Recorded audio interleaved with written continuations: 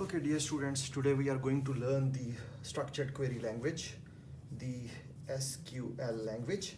So basically SQL is a language and SQL is a standard. So basically this language SQL is based on SQL standard.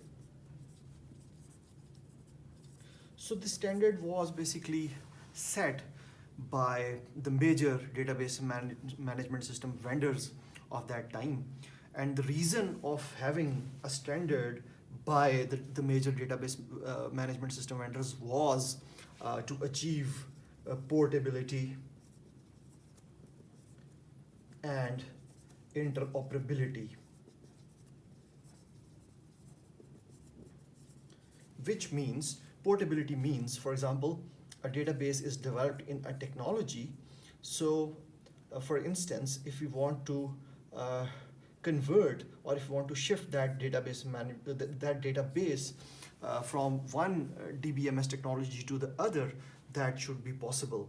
And second thing is interoperability.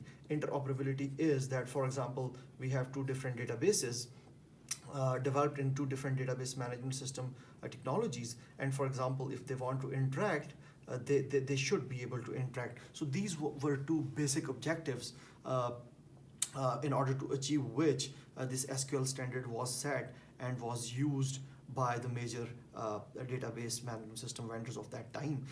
And based on this standard, this SQL language was created, and the aim of creation of this SQL language was to query, as its name suggests, to query the data and the database through a database management system.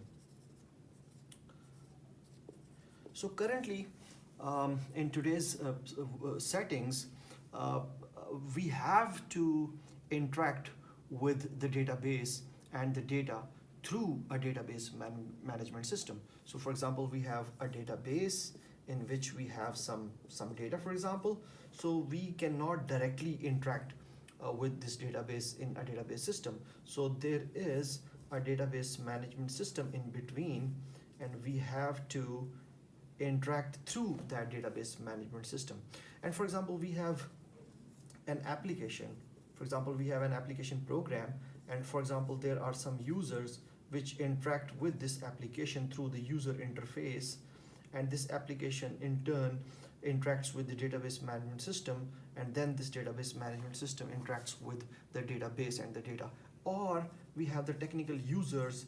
For example, we have the database administrator who can directly interact with the database management system through the user interface. Even he or she has to go through the database management system. So all of the interactions, either they are through the application or they are directly through the database management system, they are made through this SQL language. So SQL language would be used by the application or by the human user who is directly interacting with the database management system. So SQL language is supposed to be the only medium of interacting with the database management system.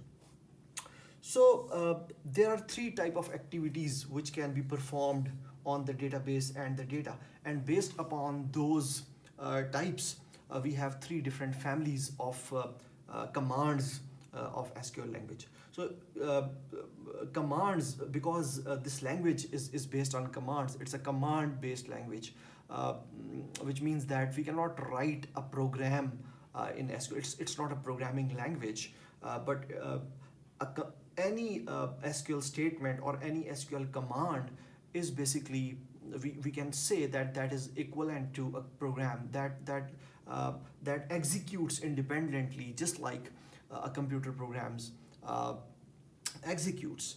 So based upon the nature of the tasks which are performed on the database and the data, we have three different families, we can say, in SQL, and they are data definition language, data manipulation language, and data control language. So data definition language, any command through which an action would be performed on the database, which means any action which is to, for example, an action is performed on the structure of the database. So any command through which any action is performed on the structure of the database, that command would belong to the data definition language. Okay, for example, we want to create a database, okay, or for example we want to create a table, okay, or for example we want to alter a table, okay. So all the activities through which we would perform some actions on the container, which basically is the database. Or we can say that the structure in which the data would be stored. So if any actions are performed on that structure through an SQL statement, that statement or command would belong to the data definition language. Second, we have data manipulation language. So any command through which an operation would be performed on the data stored in the database. And as we know that we can perform 4 types of operations on the data. They are creation, retrieval, updation, and deletion.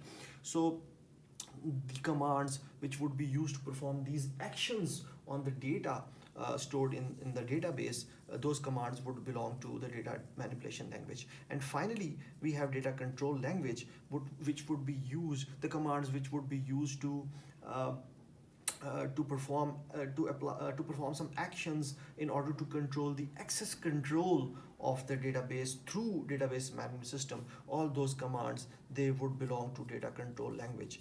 For instance, we want to create a database user, we want to create a database role, we want to, for example, grant a permission to a user on a database object and things like that. But we must not confuse between the commands of data control language and data manipulation language. For example, if we have an application which is basically connected with a database, and for example we intend to create a user of that application, so that user definitely would be created through the application's user interface. But at the back end, in order to create that user, just a row would be added in a relation, so that would be done through data manipulation language. So it would not belong to data control language.